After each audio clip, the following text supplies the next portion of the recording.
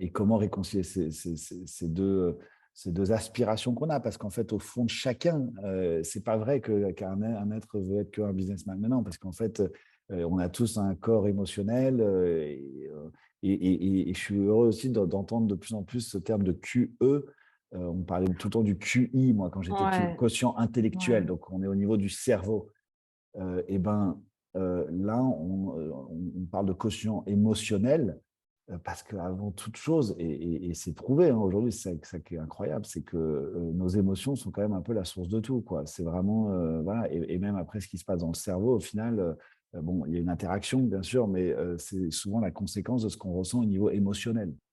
Oui. Euh, et donc, c'est ça le businessman ou la businesswoman du 21e siècle. C'est un être qui est relié euh, à son cœur et à son corps. C'est-à-dire qu'il y a voilà, il y a les trois C, cœur, corps, cerveau, parce qu'il est aussi relié à son cerveau. Je ne dis pas que le quotient intellectuel ne sert à rien, pas du tout.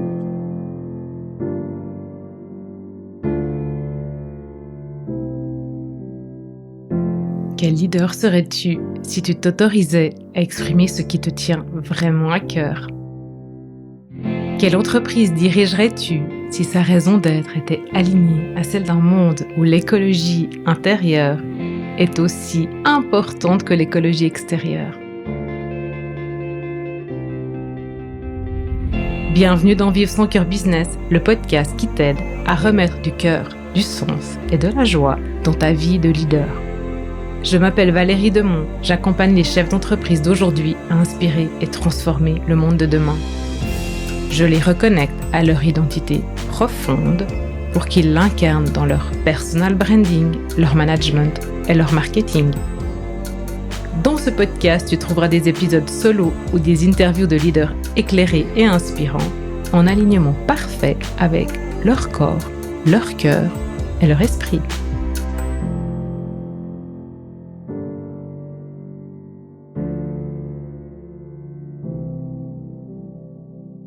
Bonjour Romain, Bonjour Valérie.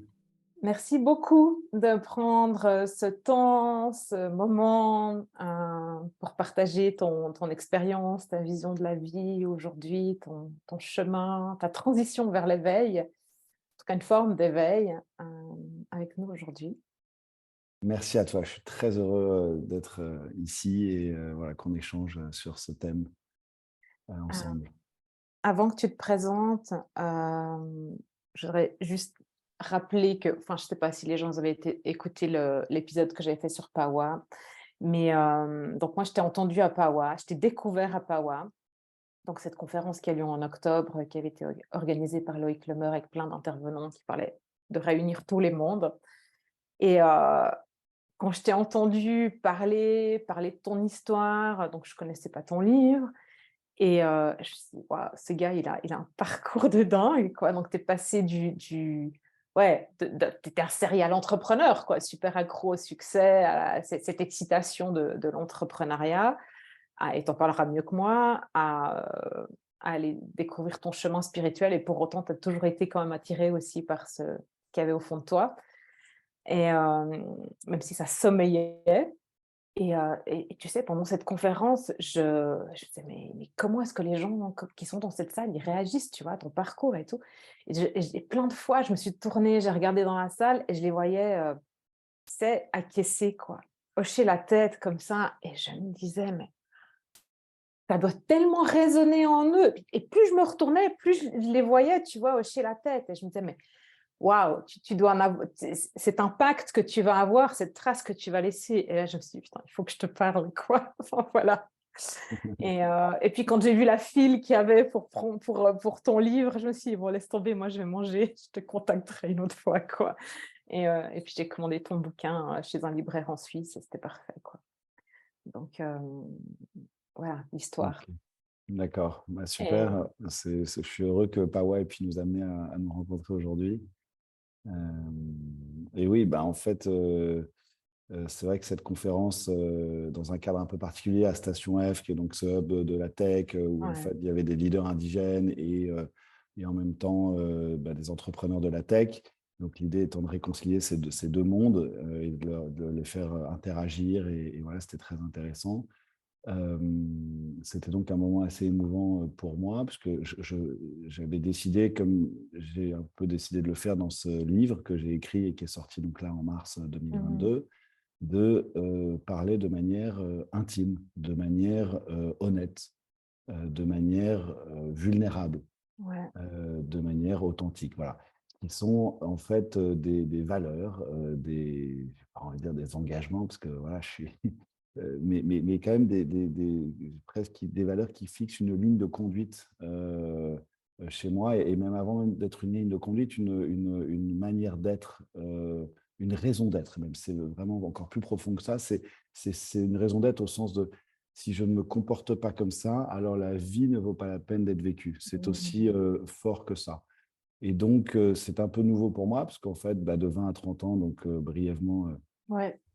voilà, tu l'as évoqué, j'étais un entrepreneur assez précoce depuis l'âge de 19 ans, où j'avais créé un concept de soirée sans alcool pour les adolescents dans des boîtes de nuit à l'époque, que je louais le samedi soir de 19h à minuit.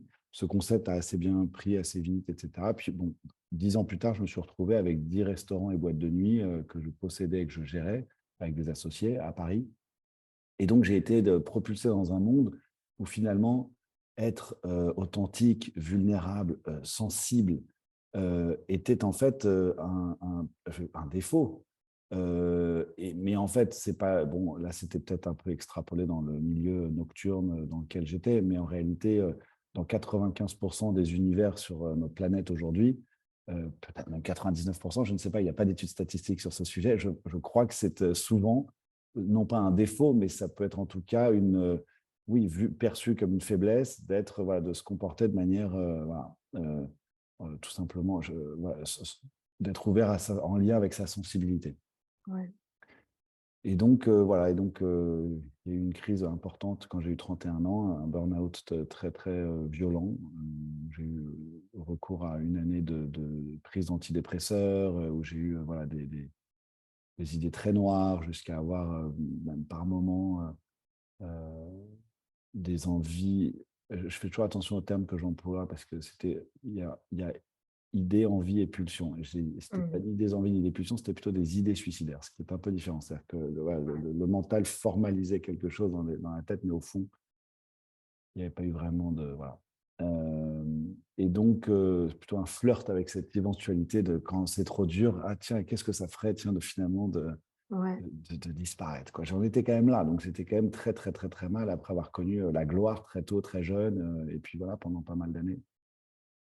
Et donc voilà, ça m'a conduit en fait voilà, cette nécessité de changer. Ouais. Et donc, tu veux changer, qu'est-ce que tu fais pour changer? Non, tu pars Pour changer, on est en décembre 2015 à Paris. J'ai vendu ma dernière boîte de nuit que peut-être certains de nos auditeurs connaissent, qui était Régine, qui est un lieu un peu mythique à Paris, voilà, que j'ai tenu pendant quelques années. Et de là, je suis pour la première fois de ma vie, depuis que j'ai 19 ans, je suis vraiment libre. Une liberté, j'insiste sur ce terme parce que c'est une liberté qui a pu me manquer à 19, 20, 30, 21, 22, 23, des âges où finalement je voyais mes copains ouais. très libres, alors que moi je montais ma boîte et eux, bon, voilà, ils étaient encore à la cool, ils voyageaient, ils passaient des samedis après-midi à jouer aux jeux vidéo. Enfin, bon, c'était encore très, ouais, ils étaient étudiants, voilà, Ouais.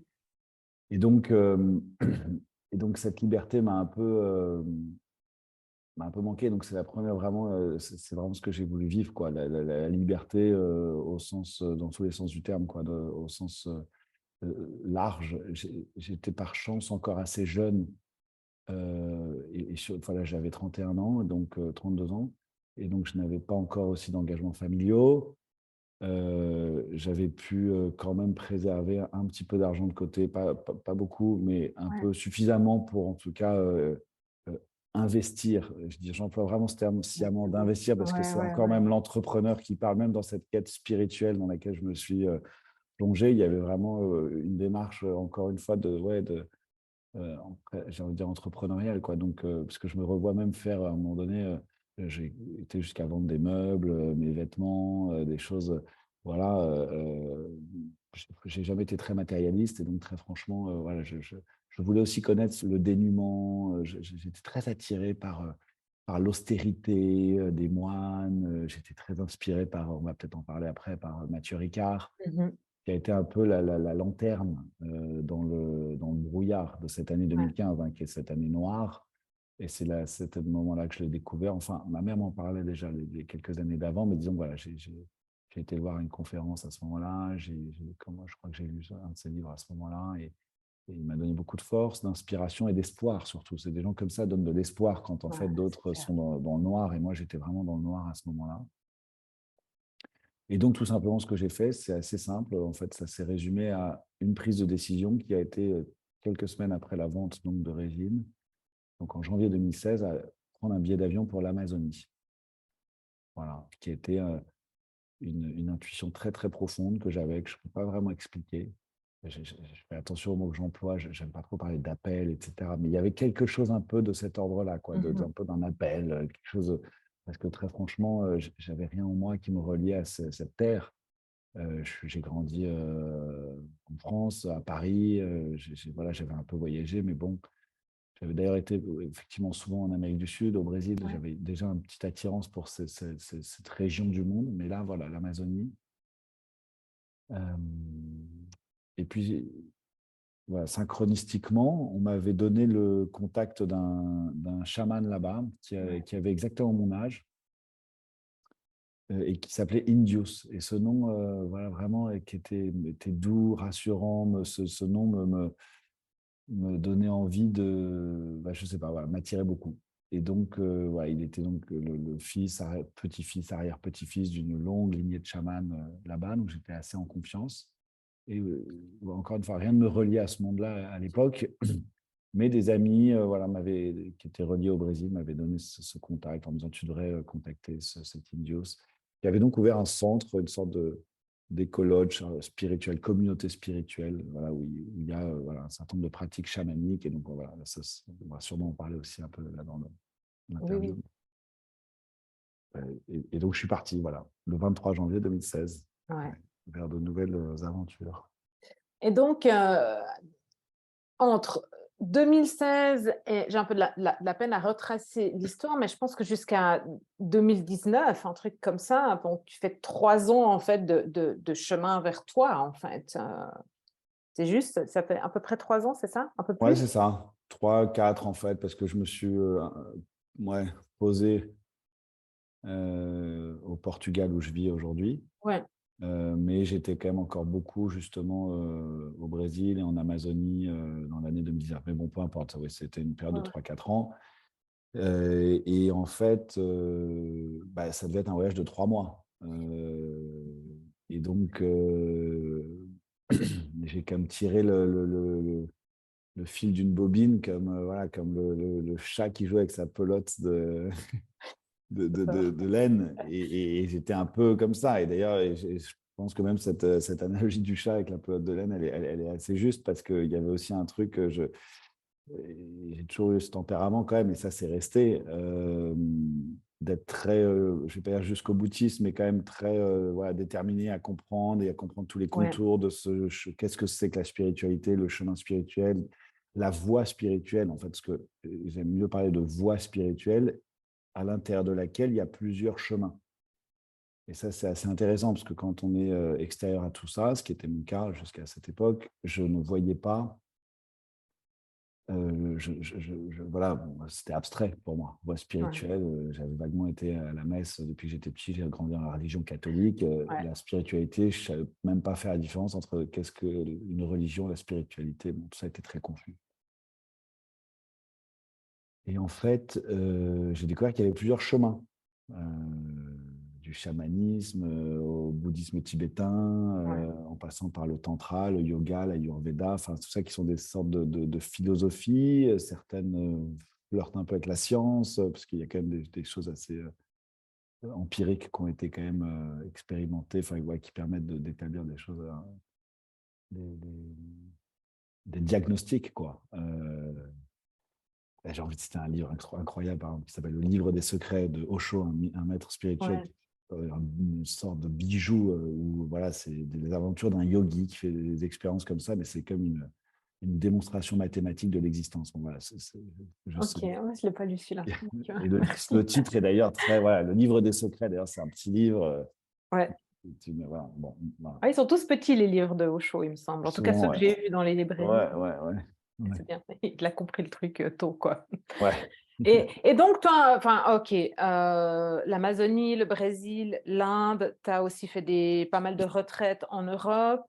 Euh, Tout ça, ça t'amène à comprendre quoi, en fait, sur quand même plusieurs années, plusieurs mois. Tu découvres quoi? Parce que tu pars, tu le dis dans le livre et tu le dis dans un interview, je ne sais plus lequel, certainement plusieurs, euh, que tu avais des trucs à régler, quoi. Donc, c'est quoi ces trucs à régler? Et aujourd'hui, c'est comment, quoi? Enfin, tu règles quoi? Tu découvres quoi? Et aujourd'hui, je ne veux pas dire t'es qui, parce que ça, c'est une autre histoire, mais comment tu te sens par rapport à ça, quoi? Bah déjà, j'ai quand même envie de te répondre à tes qui, parce que c'est une belle question. Et c'est quand même, tu me tends une perche parce que la première phrase de ce livre donc, que j'ai Ouais, écrit et qui relate cette transition de vie, qui est un livre qui s'appelle donc Humain et donc qui est un voyage ouais, au tréfond de ouais. l'être humain. Ouais, merci de Ouais, me il est beau, montrer. comment il est corné de partout, tu sais. Ouais, J'ai fini par corner, j'avais pas de stylo sous la main et ouais, parce que t'as je me bien dis, je veux fait. pas le lire avec un stylo, mais il est corné de partout, quoi. Et je vais pouvoir Ouais, prendre des citations et tout, je te jure, c'est vraiment le pied, hein. Merci. cool. Bah Vas-y, écoute, excuse. non, je t'en prie, je suis très heureux. C'est voilà, c'est une joie énorme quand ouais. Évidemment, d'être lu, enfin, écrire, c'est génial et être lu, c'est tout aussi génial, si ce n'est encore plus génial quand voilà, on peut partager voilà, ce qu'on ressent. Mais donc, en tout cas, la première phrase, c'est qui suis-je? Ouais, Et la dernière, c'est de dire qu'en fait, et ben, en fait, je cherche plus vraiment à répondre à cette question. Voilà. C'est-à-dire que voilà, j'ai vraiment, je me suis dédié 4 ans à ça, et au fond, ce serait mentir que d'essayer de me définir, et ce serait voilà. Donc en fait, je pense qu'il faut qu'on soit un peu plus tous à l'aise avec ça et en paix, surtout qu'on est des êtres voilà, polymorphes. On est des êtres humains, ça va avec ça, c'est ça l'humanité. On est en fait plein de composantes à la croisée de la génétique, de l'éducation, de l'influence sociale, des expériences de notre vie, évidemment plus fortes, plus impactantes dans les premières années, mais qui sont toujours importantes voilà, au fil du temps. Voilà. Donc, en fait, les mots sont malheureusement impuissants, je crois, à définir le moindre être humain sur cette planète. Donc ça, c'est quelque part, on pourrait dire, une définition de qui on est. En fait, c'est déjà d'accepter que voilà, c'est pas vraiment le but de se définir, voilà, et aussi d'être conscient que la vie, bah, ça peut être un peu, voilà, c'est plusieurs chapitres, quoi, et qu'au fil de ces chapitres, on peut devenir quelqu'un de différent et qu'on est en perpétuel mouvement, perpétuelle évolution. Là, on parle beaucoup de ce thème très actuel dans le monde qui est la transition avec un grand T ouais, à tous les niveaux. Mais en fait, la transition, elle existe chaque jour, chaque minute. Voilà, on évolue, on se transforme. Voilà. Après, il y a des moments d'accélération. Je vois plutôt ça comme un phénomène en fait permanent qui est quelque part, euh, voilà, qui fait partie de notre fonction d'être humain. Et voilà, avec des petits coups d'accélérateur par moment. C'est-à-dire quand à un moment donné, ben voilà, il y a une crise, et ben forcément, voilà, on va changer plus. Et donc, ça ouais. va nous amener voilà, vers une version de nous-mêmes qui est encore différente, et ainsi de suite jusqu'au dernier souffle. J'aime bien quand tu dis dans ton livre, tu dis on est, alors, je sais plus si tu dis en location ou voilà où tu compares, je sais plus la vie à un parc d'attractions et tu dis on a des tickets par tranche de 10 ans, je crois que c'est ce que et ok moi et tu dis bah à 31 ans là tu dis bon ok moi j'ai grillé déjà 3 tickets quoi Ouais, et une je veux pas cartouche. trop une Je vois cartouche ça comme ouais des cartouches, parce et que voilà ouais c'est ça oui, cette analogie d'un parc d'attractions géant ouais qu'est la Terre. Parce que c'est un peu comme ça que je vois la planète Terre, comme mm, un parc d'attractions génial et géant et gigantesque, où en fait, justement, on peut être entrepreneur, on peut devenir artiste, on peut voyager, on peut se retirer du monde, on peut imaginer finalement pas mal de choses. Et ouais on peut aussi, pourquoi pas, je pense que toute trajectoire se vaut. Et j'ai beaucoup de respect. C'est marrant, j'en parlais avec quelqu'un hier soir, une amie dont le père était voilà, un chef d'entreprise qui a fait toute une carrière dédiée à son entreprise et d'une manière assez, on va dire, verticale, sans forcément s'ouvrir à beaucoup d'autres choses, mais Mhm. quelque chose de très beau aussi et de très pur, de l'engagement. Voilà, de toute façon, on n'est pas obligé de tout explorer. On ne peut pas, de toute façon. Voilà, il faut aussi faire la paix avec ça, d'ailleurs, de se dire que bah, voilà, la vie, euh, voilà, c'est déjà d'être bien à l'endroit où on est. Et c'est surtout, et là, il y a une étude d'Harvard qui vient de sortir et ça me fait plaisir parce que c'est une étude, on peut imaginer, assez rigoureuse sur 75 personnes de 75 ans. Ouais, Et dont la conclusion, en gros, hein, en bref, c'est que bon, c'est pas l'argent qui nous rend heureux, c'est une étude sur le bonheur. C'est pas l'argent, c'est pas même le succès, c'est pas même euh, la, enfin, c'est les liens humains, c'est les relations humaines de qualité d'harmonie qu'on a. ouais, Voilà, c'est ça qui prime. Et ouais. c'est ça qui est vraiment le plus grand vecteur de bonheur. Et c'est intéressant. On le sait sans le savoir, mais c'est important de s'en rappeler et que cette étude voilà, démontre voilà, d'une manière un peu rigoureuse. Euh, Mais je pense que tant que tu n'as pas perdu tu vois, des gens qui ont vraiment compté pour toi, tu ne te rends pas compte de cette importance du lien, en fait. Ces moments précieux, en fait, que tu as passé, que tu as vécu avec les gens, font que c'est ça qui te crée des souvenirs et c'est tout ce qui reste, en fait, quand les gens sont plus là. Donc ce lien, il est hyper précieux. Donc moi, tu vois, j'ai pu vivre ça parce que mon père est décédé tragiquement dans un accident d'hélicoptère et j'ai pu me rendre compte de ça, en fait, à ce moment-là, de me dire, j'en aurais voulu encore plus, mais il me reste quand même des souvenirs, quoi. Et ça m'a beaucoup posé de questions, tu vois, sur le temps qu'on passe à bosser comme des fous dans la performance pour un succès qui fait partie d'un cadre que tous les deux on veut plus aujourd'hui. Mais pourquoi en fait? Parce que finalement, quand tu arrives au bout, et si tu veux te retourner sur ta vie ou voilà, ou même quand tu as un point de bascule, comme tu as vécu, comme moi j'en ai vécu plusieurs, mais où tu te dis, ben putain, c'est pas ça qui est important en fait. mm, Ce qui est important, c'est cette qualité des liens que j'ai avec les gens, donc le temps que j'ai avec les gens et c'est ça la plus grande richesse qu'on a, quoi, je mm, pense. Ouais. tout à fait. Et tu amènes quelque chose de vraiment intéressant par rapport au deuil de ton père. C'est le fait que justement, et ça, beaucoup de maîtres parlent de ça, on peut être en lien encore après la mort, en fait. Et que quelque part, ce qui compte, c'est là où le deuil peut être très douloureux, et la perte peut être vraiment, voilà, Mmh. et procurer beaucoup de tristesse. Mais d'ailleurs, on voit bien que souvent, c'est drôle, parce qu'aux enterrements ou même dans les périodes de deuil, on est triste, mais on est triste, et pour autant, je dirais qu'on n'est pas forcément malheureux. Je ne sais pas si on peut faire la nuance. Il y a quelque chose d'assez, parce qu'on est profondément en lien avec nos émotions. C'est des moments où finalement on s'accorde d'être en lien avec notre Ouais, tristesse, et en fait, du coup, il y a comme un autre, comme quelque chose d'autre qui presque, enfin, voilà, ça peut, voilà, la tristesse peut être douloureuse, mais il y a quelque chose qui peut, en tout cas, ce qui est important, et ce que disent certains maîtres, c'est que c'est l'harmonie dans les relations qui compte. ouais. Euh, et c'est voilà, et que même voilà, quand quelqu'un part, c'est bien si on peut être en paix, on peut arriver aussi à être en paix plus tard, mais voilà, c'est mieux si la paix peut se créer Ouais. du vivant.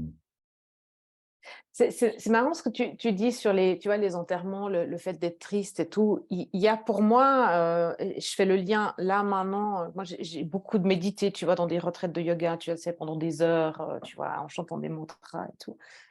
Et il y a en fait cette énergie collective, tu vois, quand tu médites, je pense toi, tu as vécu ça aussi, ou du lieu, en fait. Et tu vois, je pense l'église avec la cérémonie, ce lieu de recueillement pour dire au revoir, où tout le monde vient dans le même but, fait qu'il y a une sorte de, je ne sais pas si c'est un égrégore, mais je crois surtout que c'est une énergie collective qui a un fond de tristesse, qui fait que ça t'autorise dans ce lieu-là à être triste ou à exprimer ta tristesse.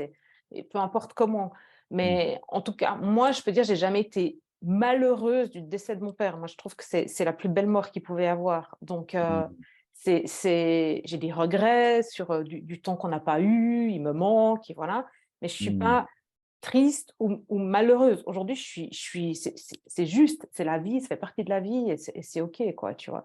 Donc, enfin voilà, mais bon, on n'est pas là pour parler de ça. Mais je pense, toi, tu as senti aussi ça, en fait, cette énergie, en fait, dans les, ashrams où tu as été ou bien en Amazonie, dans ces écologes ou peu importe, dans ces lieux de retraite, je pense que tu as senti, en fait, cette énergie qu'il y avait qui était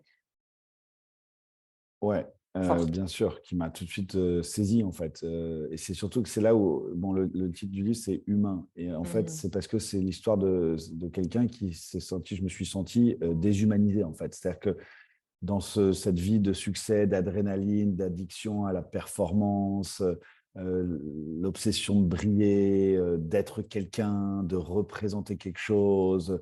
Même aussi, je fonctionnais sur des mécanismes qui, au fond, ne me rendaient pas heureux. C'est-à-dire que l'importance voilà, d'être toujours dans un rapport de force avec les gens, Mmh. hommes comme femmes d'ailleurs, d'être voilà, du coup, souvent dans l'agré...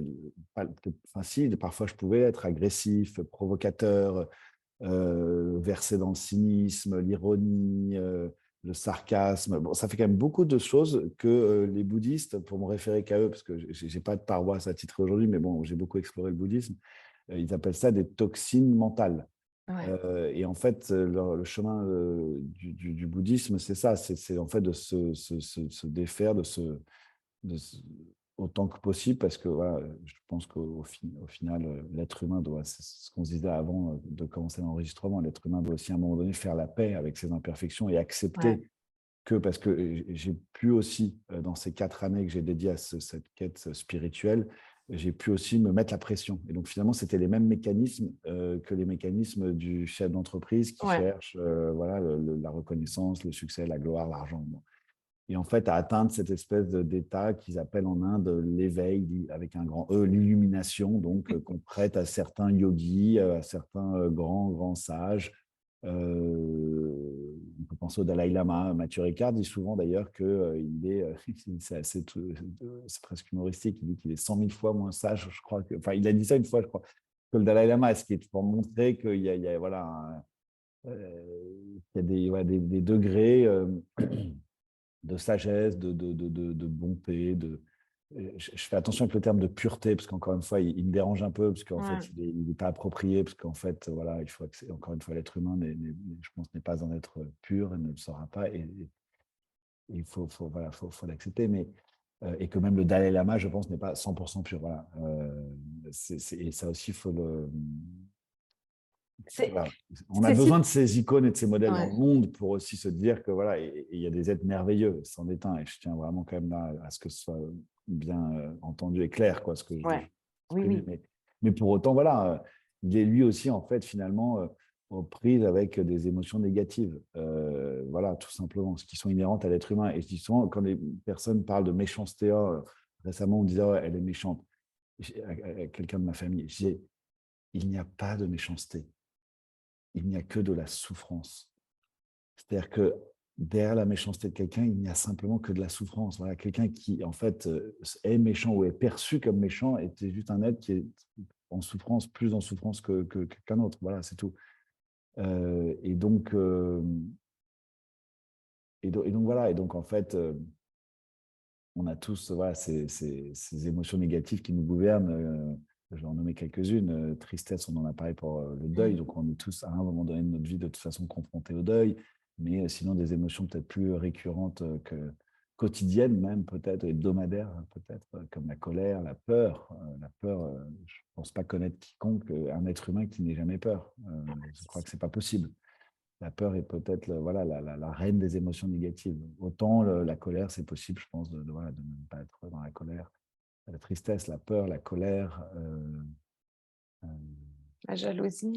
la jalousie. Bon, après, évidemment, ouais, la jalousie, la frustration, l'angoisse, l'anxiété, bon, Ouais. tout ça qui sont un peu des dérivés de. Ouais, de la colère et Ouais, de ouais. la peur, ouais. Ouais.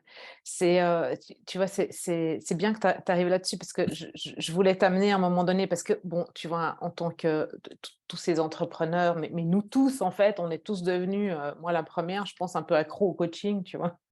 À me dire: «Sur mon chemin, il faut que je continue à me faire aider», tu vois? Toute seule, c'est difficile et j'ai beau méditer, tout ça. Et à un moment donné, bah, toi, dans le livre, tu l'exprimes, enfin, tu as été déçu par un de tes maîtres, si on peut dire maître, hein, tu vois?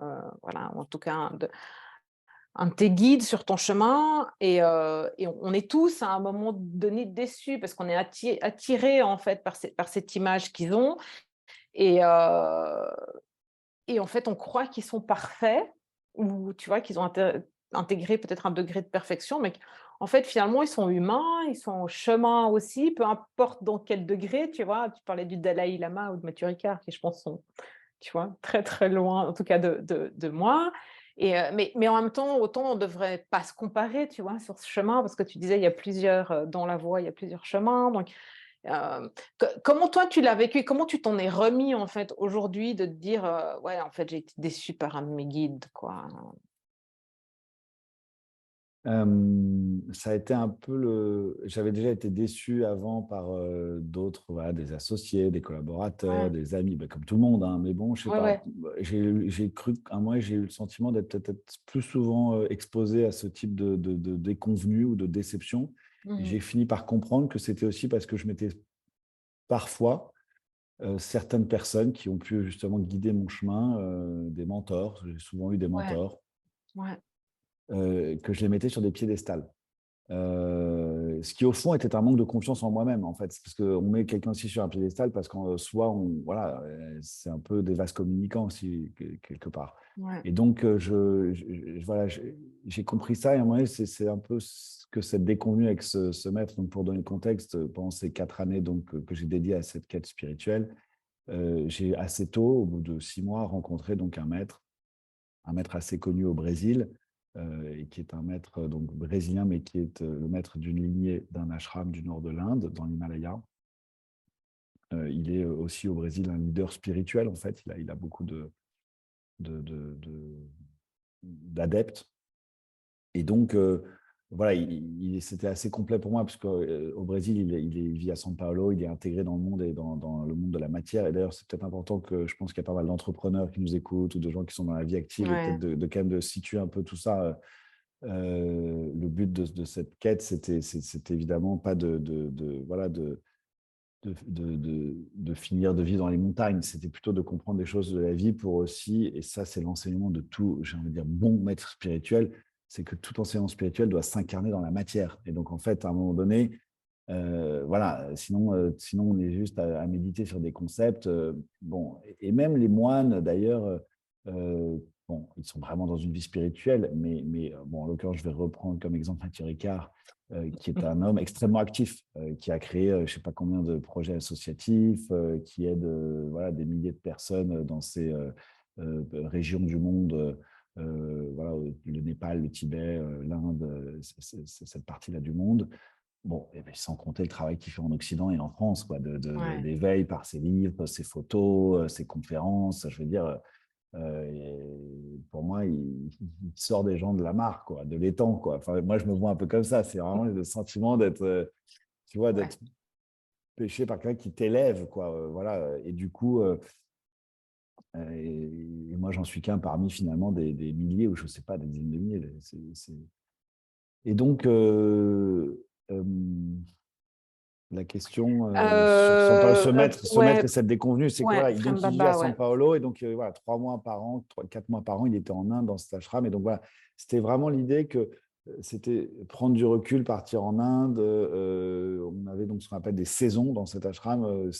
Voilà, c'est très organisé, où il y avait tout un programme, euh, des talks, méditation, yoga, rituels, musique, de chant de mantra. Jeunes par certaines, à certains moments, des jeunes. Voilà, voilà, et donc, c'est un peu le but d'un ashram. C'est comme un peu, on peut aussi qualifier ça d'école de la spiritualité. Donc, Mmh. c'est des endroits où on peut un peu voilà, essayer de s'intéresser à ce monde intérieur. Et moi, et ça, en revanche, je veux le dire clairement, c'est que j'espère que le 21e siècle sera un siècle d'intériorité, parce que le XXe siècle a été quand même voilà, très finalement tourné vers l'extérieur, la consommation, la quête, ouais, des choses qui se passent finalement un peu à l'extérieur de nous, avec pas mal d'ignorance en fait sur qui on est à l'intérieur. Et ça, c'est une question aujourd'hui qui germe dans un siècle qui aujourd'hui nous impose finalement de s'aligner avec les besoins d'une planète qui a besoin qu'on prenne soin d'elle. Ouais. Et donc la nature va être au premier plan, est au premier plan, la nature donc, voilà, de ce siècle. L'écologie est au premier plan de ce siècle. Et donc, autant la quête matérielle du XXe siècle, faire, je ne sais pas moi, des commerces, des supermarchés, des télés, ça requiert certaines qualités. Là, prendre soin du planète, ça en requiert d'autres. Et donc, je pense que ça va nous emmener vers plus de...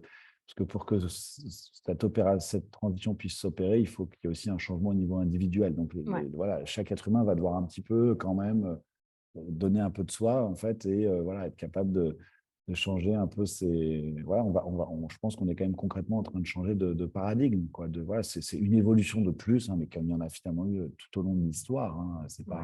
pas la première qu'on est en train de vivre. Ouais, ouais, non, c'est obligatoire, quoi. C'est incontournable aujourd'hui. On peut pas faire l'économie de ça, hein. Après, voilà, chacun son chemin et ses prises de conscience, quoi, ça. Ouais, et chacun le fait à son niveau.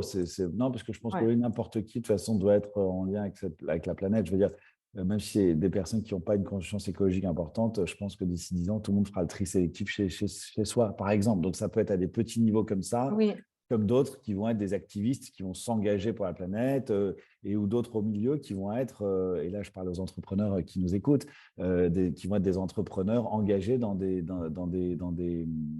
projets écologiques, donc en fait des entrepreneurs hybrides, qui est un peu voilà le, le- le- enfin, je vais dire la thématique, mais qui est la voie en tout cas aujourd'hui, puisque pour répondre à la question qui es-tu aujourd'hui, que tu m'as posée au début de l'entretien, et là peut-être qu'on est à peu près à la moitié. Je ne sais pas d'ailleurs combien de temps à peu près doit durer l'entretien. écoute, j'aimerais bien qu'on fasse 45 minutes, mais je Ouais, pense que voilà, c'est mort. non, mais donc justement, c'est bien, voilà, c'est bien qu'on se le dise, parce que du coup, Ouais, eh ben, aujourd'hui, j'essaye justement d'être dans cette hybridité, dans cette, ouais. dans ce lien entre l'action et la contemplation, et pas que l'action. C'est-à-dire, voilà, c'est-à-dire d'être à nouveau un entrepreneur actif. Donc, j'ai écrit ce livre, et pareil, ce livre, je pourrais dire que je l'ai fait d'une manière, encore une fois, pour moi, c'est une démarche entrepreneuriale. C'est-à-dire que bon, je l'ai écrit, il y avait aussi une démarche, pour moi, c'était thérapeutique.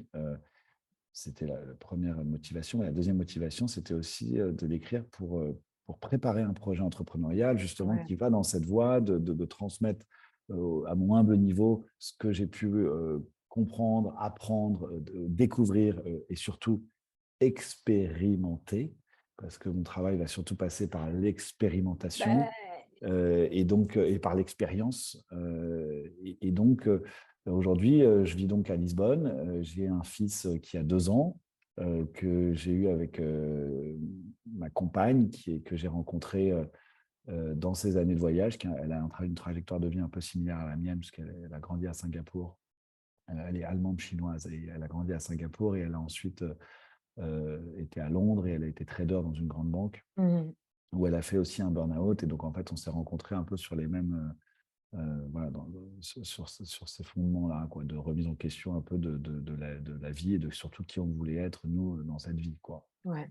Et voilà, et donc, et aujourd'hui, on est tous les deux engagés dans des projets qui sont destinés, alors pareil, j'emploie ce mot avec précaution, mais à cet éveil dont on parle, quoi, cet éveil collectif, ce travail de conscience. Bon, voilà, tout ça, ce sont un peu des grands mots, des mots qui peuvent peut-être sonner abstraits, mais concrètement, voilà, il y a ce livre pour moi de mon côté. Je donne des conférences sur une thématique qui est justement la thématique du business, qui est un terme Ouais. qui m'est venu là il y a quelques Ouais, ouais, mois. ouais, ouais, ouais, je voulais que tu Voilà. en parles justement. Ouais, Donc voilà. vas-y, business. Donc, business, qui est en fait tout simplement wisdom in business. Mmh. Donc, c'est la contraction de ces deux mots, donc sagesse et business. Ça m'est venu au fil d'une conférence que je donnais sur le pont entre justement business et sagesse, qui sont en Ouais. fait voilà, les deux polarités dans lesquelles moi j'ai évolué depuis l'âge de 20 ans. et comment réconcilier ces deux aspirations qu'on a, parce qu'en fait, au fond de chacun, c'est pas vrai qu'un être veut être qu'un businessman. Mais non, parce qu'en fait, on a tous un corps émotionnel, et je suis heureux aussi d'entendre de plus en plus ce terme de QE. On parlait tout le temps du QI, moi, quand j'étais petit, Ouais, quotient intellectuel. ouais. Donc, on est au niveau du cerveau. Et ben là, on parle de quotient émotionnel, parce qu'avant toute chose, et c'est prouvé aujourd'hui, c'est ça qui est incroyable, c'est que nos émotions sont quand même un peu la source de tout, quoi. C'est vraiment, voilà, et même après ce qui se passe dans le cerveau, au final, bon, il y a une interaction, bien sûr, mais c'est souvent la conséquence de ce qu'on ressent au niveau émotionnel. Oui. Euh, et donc, c'est ça le businessman ou la businesswoman du 21e siècle. C'est un être qui est relié euh, à son cœur et à son corps. C'est-à-dire qu'il y a voilà, il y a les trois C, cœur, corps, cerveau, parce qu'il est aussi relié à son cerveau. Je ne dis pas que le quotient intellectuel ne sert à rien, pas du tout, évidemment, c'est très important, mais c'est juste voilà, rentrer peut-être une conception de l'être humain qui est un peu plus globale, holistique, qui fait le lien entre le corps et l'esprit, et entre voilà, ces trois niveaux de, de, de, de ressenti qu'on a, ouais, et d'informations qu'on a. Et donc, c'est un être qui est en lien. Et donc, ça veut dire quoi concrètement, être en lien avec son cœur et son corps? Bah, par exemple, le cœur, c'est justement être ouvert à sa sensibilité, à sa vulnérabilité, être ouvert et du coup aussi ouvert. C'est ça la beauté, et c'est ça qu'on découvre. Et moi, j'en suis l'illustration. J'aurais jamais pensé être capable d'écrire un livre un jour dans ma vie. J'ai eu 9 sur 20 au bac français. Tu le dis ça, ouais, ouais, Voilà, j'étais pas du ouais. tout prédestiné à écrire. J'étais tout le temps dans l'action. J'étais un hyperactif, etc.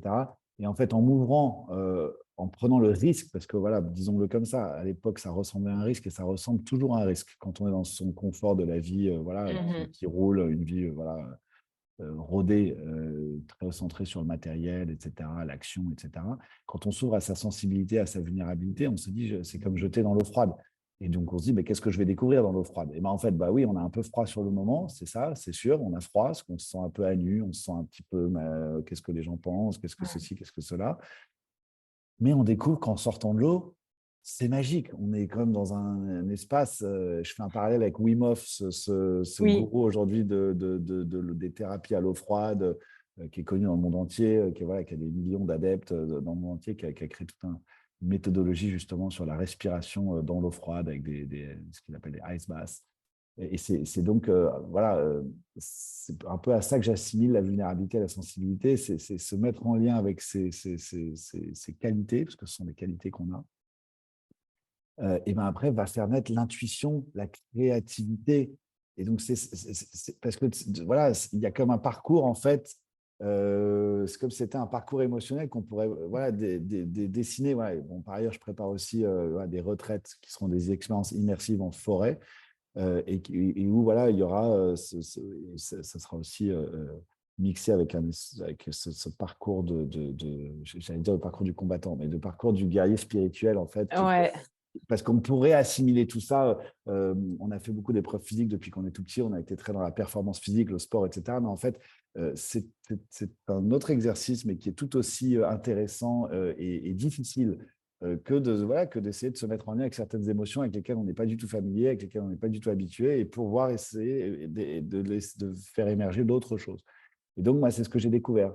J'ai découvert que l'intuition, la créativité, et puis tout simplement, j'ai envie de dire l'humanité, quoi. C'est-à-dire qu'en fait, quand on est plus sensible, plus vulnérable, plus dans nos émotions, et encore, et je le dis aussi, sans tomber dans un excès, parce qu'il y a aussi ça, il faut faire attention. Ouais, L'idée, c'est ouais, pas ouais. du tout ça. L'idée, c'est d'être un peu dans la posture juste, de jamais être, parce qu'après, on peut aussi tomber dans le pathos, et c'est pas du tout ça le but. Le but, c'est pas de tomber dans le gnangnan, et je parle là notamment aux hommes qui nous écoutent. Parce que, Merci, merci ouais, beaucoup parce que non, parce que pour les c'est femmes, difficile. Alors, voilà, les femmes de base, elles sont censées être vulnérables. Quoique, il y a quand même beaucoup de femmes qui, pour survivre dans ce monde, alors pour parler du monde du business, se sont très masculinisées dans leur énergie pour, tu vois, exact. Donc, exact. ouais, vas-y sur les hommes, là, sur, Non, ouais. mais je fais un petit lien avec quand même avec les philosophies orientales en étudiant le bouddhisme, l'hindouisme et donc le tantra, et le yoga, qui sont ces philosophies qui sont Mhm. dérivées un peu de ces religions de l'hindouisme et du bouddhisme. On parle beaucoup des polarités masculines et féminines et de l'énergie masculine, de l'énergie Ouais, féminine. L'énergie masculine, c'est en gros l'action, la force, la présence, l'ancrage. Voilà, c'est tout ce qui est on va dire, plus ancré dans la terre. Et donc, il y a aussi un parallélisme qu'on peut faire. Je prends des précautions avec les chakras, qui est quelque chose. Hein, les chakras, je sais que c'est un terme un peu controversé en Occident, mais les chakras, c'est un terme scientifique, énergétique, qui est le fondement de la médecine indienne, qui est donc ouais, l'Ayurveda, qui est une médecine qui existe depuis des millénaires et qui, voilà, qui soigne des millions, des dizaines de millions d'Indiens. C'est la médecine. Non, on oublie que voilà, il y a la médecine occidentale chez nous, mais il y a la médecine ayurvédique là-bas, dans le sous-continent indien, il y a la médecine chinoise aussi. C'est des médecines qui sont beaucoup plus fondées sur ouais. l'énergie, mais nous, on s'en rend pas compte ici, mais c'est des médecines qui aujourd'hui tout comme nous, la médecine occidentale, elles ont plusieurs milliards d'adeptes. Donc les chakras du bas, par exemple, dans cette médecine ayurvédique, sont assimilés plus au chakra justement de l'action, de l'ancrage, que c'est ce qui nous relie à la terre. Et donc c'est plus, on est plus dans Masculin. les énergies masculines, on est plus dans le masculin. Ouais, Là où les chakras du haut, qui remontent jusqu'au cerveau, donc après il y a le cœur, il y a la gorge, le troisième œil, le cerveau, tous les chakras, ce qu'on appelle éthérés, c'est-à-dire qui nous relient au ciel, quoi, à à l'univers, au l'univers, divin. l'intuition. Voilà. Et donc, on Ouais. est plus dans l'énergie féminine, qui, elle, donc, est plus l'énergie féminine, ça serait l'intuition, donc voilà, la créativité, la sensibilité. Voilà. Donc, moi, en tant qu'homme, quand je parle de ces sujets-là, évidemment, il y a tout de suite quelque chose, il y a une résonance assez immédiate chez les femmes et chez les hommes, c'est forcément tout de suite, voilà, ce que c'est, on change Mm. un peu quand même voilà, Ouais. de, de paradigme un peu, en tout cas de nos habitudes. Ouais, et pourtant, je pense que ça vient, enfin, je pense que ça vient, en fait. Je pense que les hommes commencent à s'ouvrir un peu, tu vois, enfin, vraiment Ouais, gentiment. Je pense que c'est toujours une histoire de comment on veut regarder les choses, tu vois. Si on pense qu'il y a personne, que les hommes, ils veulent pas, c'est sûr qu'on on peut pas leur en parler. Mais ça vient. Puis en parlant, on sème nos graines, et, tu vois. tout Donc, à fait. Tout à fait. C'est en et fait donc, toi, dans tes projets, tu as envie, en fait, d'amener les hommes à s'ouvrir, à se relier Alors à leur voilà, cœur, à ces fameux enfin, à aligner ces 3 C, si on peut dire ça comme ça. Ou... totalement. Et d'ailleurs, voilà, c'est marrant que tu m'en parles, parce que je crée là, à partir de janvier, là, à Lisbonne, des cercles Ouais. d'hommes, Ah, waouh. ce qu'on appelle Ouais, ici men's circle.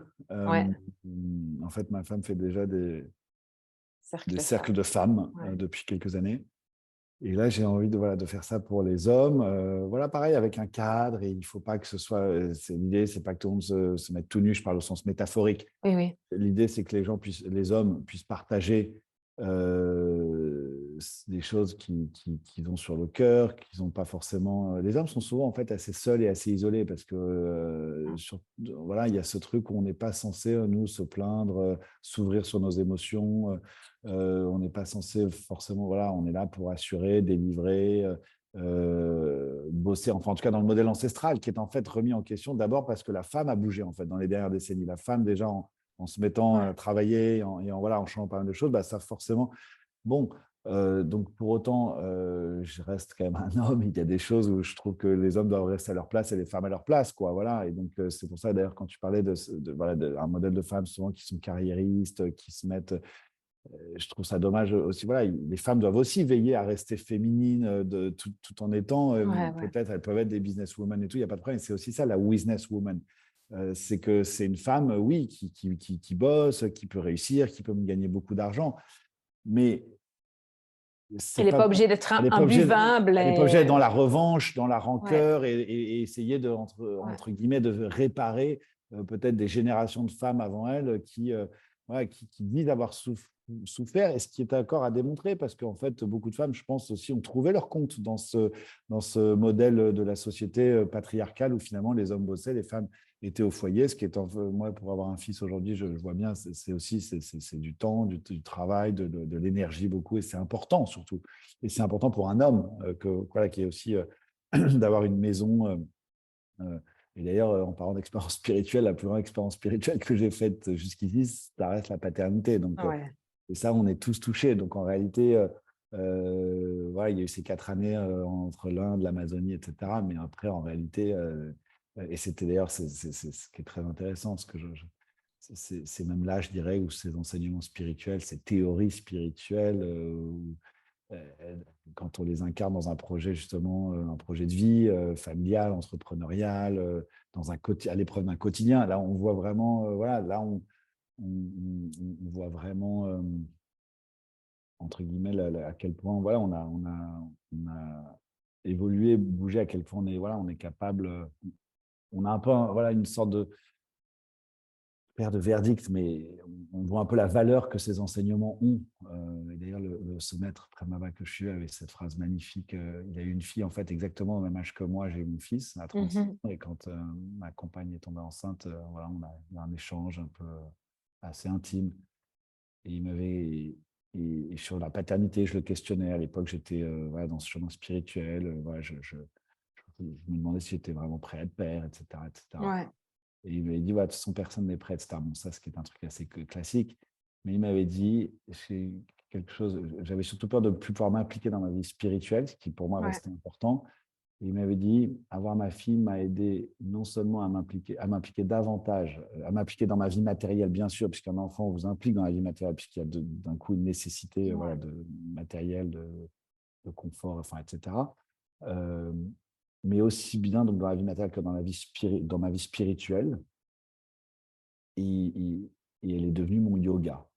Et j'ai trouvé cette phrase magnifique, voilà, qui tout Ouais. simplement, et cette phrase a ouvert mon cœur, et d'un coup, je me suis dit, voilà, et c'était un peu ça, je pense qu'il voulait aussi que, ouais, ouais, c'est l'idée d'un bonnet de se confronter à une réalité, quoi, parce que finalement, être au bord du Gange, dans l'Himalaya, à méditer sur un rocher, bon, je donne un peu une image caricaturale, mais euh, pourquoi pas, mais bon, on ne sait pas très bien finalement ce que ça vaut, en fait. Ouais. Et Euh, toi, aujourd'hui, comment tu... Parce que du coup, maintenant, enfin, ton fils, il a 3 ans, hein, c'est ça? ouais, bientôt. Ouais. Ouais. Ouais. Donc, tu es dans cette matérialité-là. Il y a quand même... enfin, ta compagne et toi, vous devez assumer quand même, tu vois, faut que ça fonctionne. Enfin, vous devez pouvoir manger, quoi. Manger, Totalement. avoir un toit au minimum. Ouais, ouais, Et totalement. comment en fait tu fais comment justement tu vis au quotidien entre ta spiritualité, la matérialité, comment tu fais le lien entre les deux? Tu as des routines, tu as gardé des choses, tu t'évades, comment tu gardes ton alignement en fait? Ouais, très bonne question, et merci de l'amener. Et peut-être, j'espère que je n'étais pas dans les trop abstrait ou trop dans les concepts jusqu'ici, et parce que c'est un Non, peu non, ça du aujourd'hui. tout, non. Non, mais aujourd'hui, voilà, c'est quelle est la réalité d'aujourd'hui. Concrètement, bah, en fait, ce qui était à l'époque en Inde des heures, je sais pas moi, dédiées à la spiritualité tous les jours, enfin, où j'étais dédié à ça pendant ces années, bah, aujourd'hui, c'est 15 minutes le matin, voilà, ou Mmh. déjà, c'est 10 minutes de yoga, de posture, des trucs très simples, hein, 5 salutations au soleil, et puis après 3 4 Ouais. postures, je me suis fait ma petite pratique. Ouais. Et 5 minutes ensuite de méditation, ce à quoi je vais peut-être ajouter là, parce que j'ai voilà, un nouveau 5 minutes de respiration avec des exercices de respiration, parce que Ouais. la respiration, c'est un outil extraordinaire Tu fais quoi? Pranayama ou Là, enfin, je le tu fais, style à la respiration alternée là, ou? je le fais pas encore, mais c'est la respiration justement qui vient de Wim Hof, Ouais, ce thérapeute du froid, ouais, qui est une sorte d'hyperventilation qui se fait, voilà. Et en fait, je fais ce qu'on appelle des breathwork. Alors voilà, pour continuer cette ouais, routine spirituelle, ouais, donc c'est 15 minutes le matin. Et si je fais plus, ça marche pas. Pourquoi? Parce que sinon, je le fais sauter. Donc, il faut être aussi humble et réaliste sur ce qu'on peut faire. Mais déjà, ces 15 minutes, je veux dire, ça me change. Enfin, c'est comme si de ne pas les faire, c'est comme si je prenais pas une douche le matin, quoi. Ça me manque à un point important.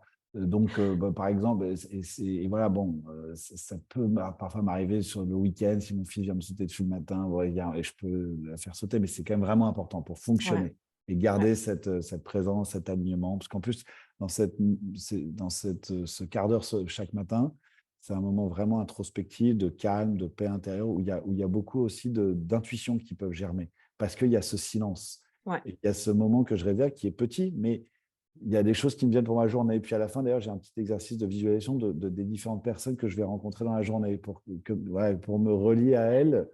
Voilà. Et alors là-dessus, typiquement, je n'ai plus dit 8 à 10 rendez-vous par jour comme j'avais à l'époque où je Ouais. brassais. D'ailleurs, j'avais 8 à 10 rendez-vous par jour, mais après, je voyais, je ne sais pas, des dizaines, enfin beaucoup de gens tous les jours, parce que dès que j'allais dans un milieu, j'étais très sollicité.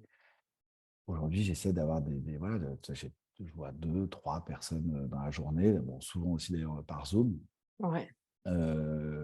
Voilà, donc la pratique. Ensuite, il y a un breathwork, c'est des exercices, un rituel de respiration qui dure 1 heure. Je fais ça 1 fois par mois avec Ouais. de coach thérapeute ici qui est super, qui fait ça. Voilà, c'est être en lien avec la nature. Donc très souvent, ça c'est tous les week-ends, il n'est pas question voilà, de rester en ville. C'est dès que possible, et ça je le dis à toute personne qui nous écoute. En fait, on ne se rend pas compte, mais on a tous, entre aller 2 heures au bowling ou 2 heures dans la forêt, ben, allons dans la forêt, quoi. Parce qu'un bowling, c'est en sous-sol, c'est encore une fois un truc où voilà, Ouais. en fait, au plan neurologique, c'est ça qui est dommage. Ça ne nous fait juste pas du bien. Voilà. Donc, faut lire 2, 3 études. Il faut se rendre compte qu'il y a des choses qui nous font du bien, d'autres qui nous font pas forcément du bien, qui ont un effet immédiat, un peu de plaisir, mais en fait, on en ressort de là, on se sent souvent un peu, je sais pas, il y a quelque chose de. Alors qu'en forêt, on y va, mais on est porté par quelque chose, on est Ah ouais, immédiatement. quelque chose, voilà. Et donc en ce moment, c'est aussi, je suis en train de suivre une formation au Shinrin-yoku, qui est une pratique japonaise, qui est en fait, ils font ce qu'on appelle des bains de forêt là-bas. Donc c'est-à-dire, il y a même des centres dédiés à ça, où il y a eu des études faites par un scientifique japonais depuis 1980 là-dessus, sur tous les bienfaits de ces thérapies en forêt, qui diminuent le taux de cortisol, Ouais. l'anxiété, la dépression, le stress. Bon, il y a pas mal de données, c'est très intéressant. Et donc ça, c'est des petites choses, mais qui maintiennent à l'échelle d'une semaine, ça change beaucoup de choses. Après, bon, c'est aussi la musique. À l'époque, j'écoutais de la musique électronique, de la techno, ces trucs un peu violents qui activent en vous des choses plus, on va dire, agressives, quoi. En tout cas, Ouais. Ouais. pour un homme. Bah là, c'est des musiques plus douces, des musiques du monde, des musiques qui, du coup, nous font voyager, je sais pas, des chants de mantra, parfois de la musique classique, magnifique. Parfois, de la musique électronique, ça peut arriver encore, mais voilà, donc c'est plein de petites choses comme ça. Après, c'est une alimentation hyper saine, voilà, et pour autant, une vie sociale, des amis. Bon, après, on a pas mal de copains qui sont ouais, qui ont des Ouais. parcours un peu similaires, mais donc il y a évidemment une vie sociale. L'idée, c'est pas de vivre seul, reclus chez soi dans l'austérité. Voilà, voilà, parfois des petites fêtes, ça arrive de temps en temps. Il y a voilà, une vie.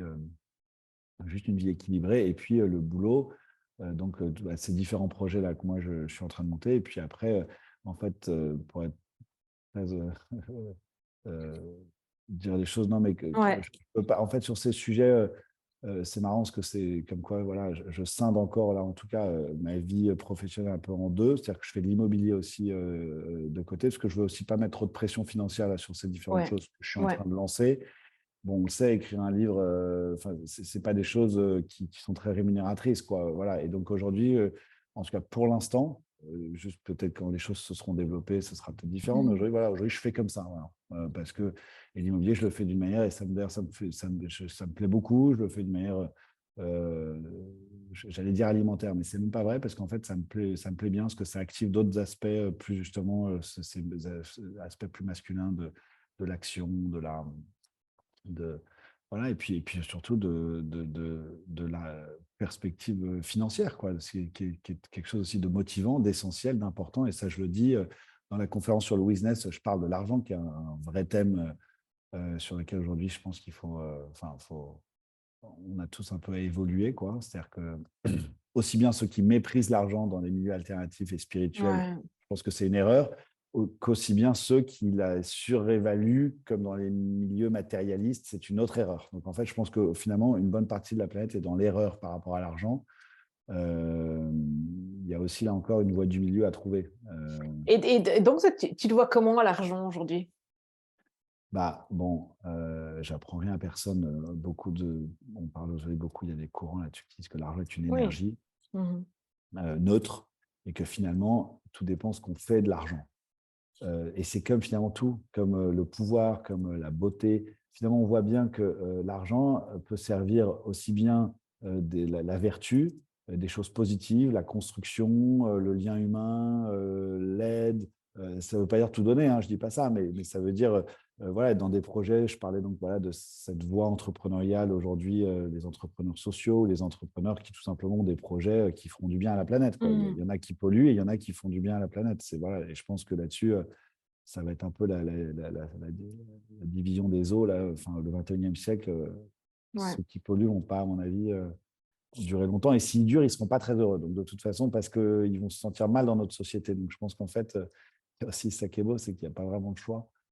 Donc, Ouais. l'argent, voilà. Et l'argent peut aussi servir le contrôle, l'emprise, la destruction. Donc, en fait, ce n'est pas tellement l'argent le sujet. C'est ça le prêt où on diabolise parfois, on dit, voilà, on diabolise l'argent ou on le survalorise. En fait, non, c'est aussi qui on est à l'intérieur de nous et comment cet argent on l'a gagné, qu'est-ce qu'on va en faire, et ça, bah, ça encore, ça nous renvoie un peu au travail intérieur, quoi. Voilà, y a pas, il faut un peu quand même, pour justement pas être dans ces agissements euh, Ouais. voilà, néfaste avec l'argent qui est un peu comme qui est un pouvoir, qui est une sorte, qui est une arme. Donc, si elle est usée pour le mal, elle peut faire mal, quoi. L'argent, ça peut être en fait assez, Ouais, c'est clair. comme ça peut faire énormément de bien, quoi. C'est ça qui est. Mais tu vois, la semaine dernière, j'étais dans une réunion d'entrepreneurs là, tôt le matin et vraiment, c'était du réseau, de l'entraide. Et un des entrepreneurs se lève et il dit il faut vraiment utiliser la force du réseau, se recommander. Et voilà, hein, grâce à vous, aux recommandations, moi, je suis passée de 4 employés à 10. Et parce qu'aujourd'hui, on est 10, il y a, je ne sais plus les chiffres, mais il y a tant de mon chiffre d'affaires que je peux investir dans du soutien pour l'écologie, pour des associations locales, pour des clubs sportifs, enfin peu importe, tu vois, mais il y a une partie, en fait, et il disait, à 4, je ne pouvais pas le faire, à 10, ça me donne les moyens de le faire. Et je trouvais que c'était beau, en fait, tu vois, il ne pensait pas à grandir son entreprise, et voilà, en me disant, mais si je grandis mon entreprise, je peux contribuer à faire quelque chose de beau, quoi. Et je Ouais, me disais, ah, putain, ouais, on y est, ouais, quoi. Mais jeune, hein, tu vois, je pense qu'il a 35 ans, quoi. ouais. C'est ce qui est cool, quoi. Bah oui, parce que parfois on diabolise un peu l'entreprise, mais il faut se rappeler que l'entreprise, c'est avant tout une aventure humaine. Alors maintenant, c'est Ouais. vrai que quand c'est devenu des grandes corporations et qu'en plus, parfois, elles font des milliards de bénéfices et en plus, en faisant des milliards de bénéfices, elles polluent la planète. Je ne cite aucune entreprise, mais je peux comprendre qu'il y ait une Oui. sorte que des gens s'insurgent, quoi. Et en même temps, bon, ça choquait personne jusqu'il y a 10 ans, quoi. Donc en fait, il faut aussi laisser le temps. On peut pas. Quand les gens disent ouais, il faut tout arrêter. Oui, enfin, il faut aussi être un peu sage. C'est-à-dire que des entreprises qui, justement, ont des dizaines de milliers d'employés, font des milliards, OK, peut-être pas dans la bonne direction, elles polluent, etc. Bah, il faut aussi les laisser faire leur transition. Voilà. Après, ouais, et puis Euh, tu vois, d'un autre côté, ces entreprises, eh ben, elles permettent, hein, je sais pas, des milliers de familles de manger, quoi. et Donc, voilà. Mais merci de le rappeler. Merci de le rappeler. enfin, Et quoi qu'on en dise, oui, elles polluent d'un côté, et c'est pas, il va falloir que ça évolue. D'accord. Mais en attendant, effectivement, voilà, ouais. elles nourrissent. Donc, je comprends pas toujours quand on les diabolise, quoi. Je veux dire, je veux bien, mais je vois, voilà. Oui, oui, mais on est d'accord tous les deux qu'il faut que ça change, Faut quoi. avoir des regards un peu Mais objectifs, quoi. ouais, c'est ça. Et Voilà, ouais. faut voir un peu Ouais. l'ensemble du sujet, quoi. Et puis surtout être un peu, là où je dis qu'il faut être sage, c'est que quand on dit ouais, il faut, enfin, je sais pas, les gens parfois les anarchistes, quoi, il faudrait tout arrêter. Bah oui et non, parce qu'en fait, on se rend pas compte que si par exemple cette entreprise on la fermait, pour être très caricatural, une entreprise comme ça, bah, on se rend pas compte en fait du mal qu'on ferait à tous les individus qui, comme tu viens de le rappeler, en vivent. Donc en fait, voilà.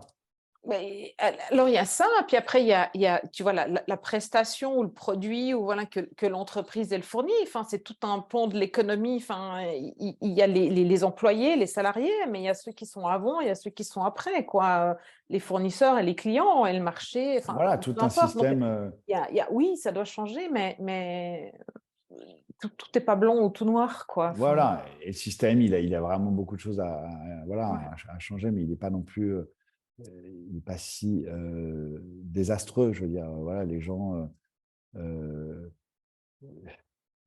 Mais il doit changer organiquement, tu vois. Je Voilà, pense pas il que doit c'est en changer allant dans organiquement l'autre et extrême que, progressivement, voilà, et voilà, ouais, progressivement, il doit ouais, se réinventer progressivement, pas dans la brutalité. Il doit, voilà, effectivement, en s'alignant ça de toute façon avec l'impératif écologique qui ne nous laisse, voilà, qui nous donne en ouais. tout cas un cadre dans le temps, quoi, voilà, apparemment.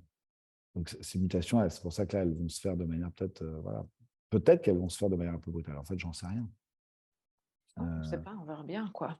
euh, Peut-être il faudra, tu vois, peut-être il faudra, pour ce changement-là, il faudra peut-être aller dans un extrême comme, ben, si je fais un parallèle, je sais pas, avec les femmes qui ont besoin de revendiquer pour prendre leur place ou pour un nouvel équilibre, quoi, et de ouais, passer par un extrême pour retrouver un milieu. Je sais pas, enfin, tu vois, mais totalement. on verra bien, quoi. De toute façon, Ouais, c'est un des chemins. exactement. Euh, Romain, qu'est-ce que tu as envie de dire au monde là maintenant pour terminer? T'as envie de laisser quoi là? Quand même, Allez. j'ai quand même envie, tu vois, c'est au moment où tu dis ça, il y a le terme voix intérieure qui me vient, voix VOIX, et donc voix VOIE.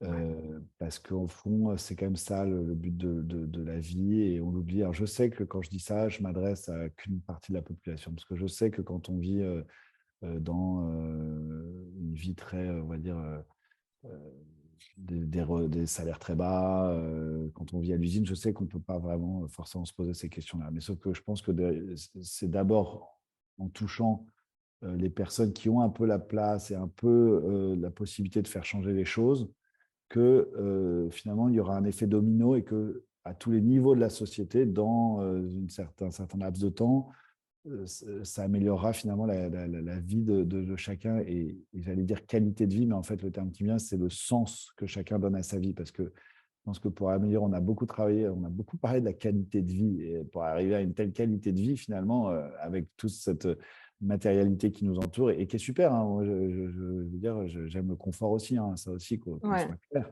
Mais c'est juste à un moment donné l'excès, quoi. C'est l'accumulation. Je veux dire, on n'a pas besoin à un moment donné il y a des choses dont on n'en a pas besoin. Ça, c'est pas vrai. Je veux dire, on peut avoir une très belle télé, même un très beau plasma, mais on n'a pas besoin du plus grand écran et de le changer tous les 2 ans parce qu'il y en a encore un peu plus grand. Là, il y a un moment, il y a un stade où il faut se rendre compte qu'on est peut-être un peu dans un comportement un peu névrotique ouais. et que cette énergie, on pourrait peut-être en fait la réorienter vers d'autres choses. Donc en fait, c'est ça, c'est écouter sa voix intérieure.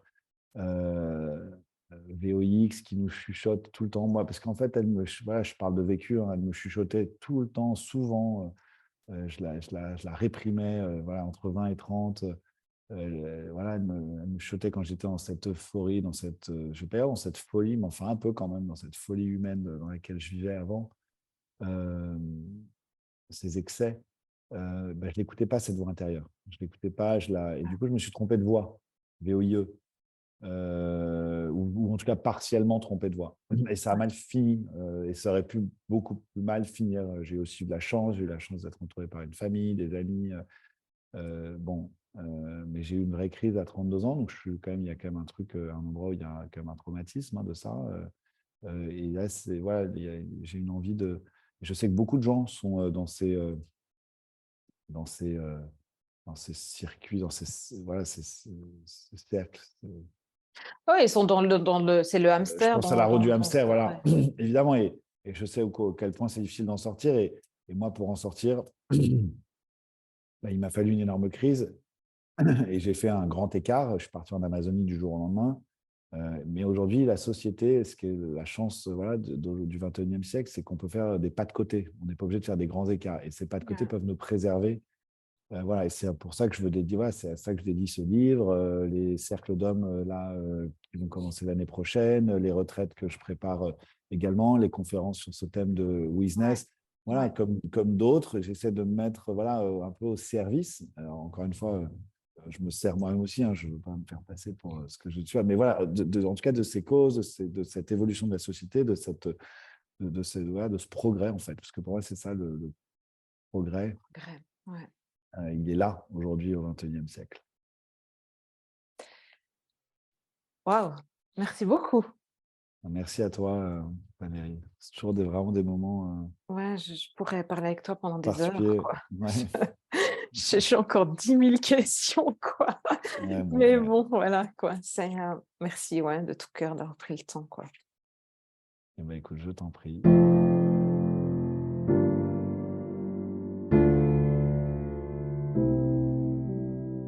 Et voilà, c'est tout pour aujourd'hui. Je vous invite à prendre une action, un engagement vers vous-même, vos collègues, vos partenaires ou encore votre entreprise. Car tout commence et se poursuit un pas après l'autre. Si vous avez apprécié cet épisode de podcast, encouragez sa diffusion en le partageant avec les personnes qui comptent pour vous et donnez-lui des étoiles sur Apple Podcast ou sur votre plateforme d'écoute favorite. Pour être certain de recevoir tous les épisodes, abonnez-vous à notre newsletter sur greenheart.business/newsletter.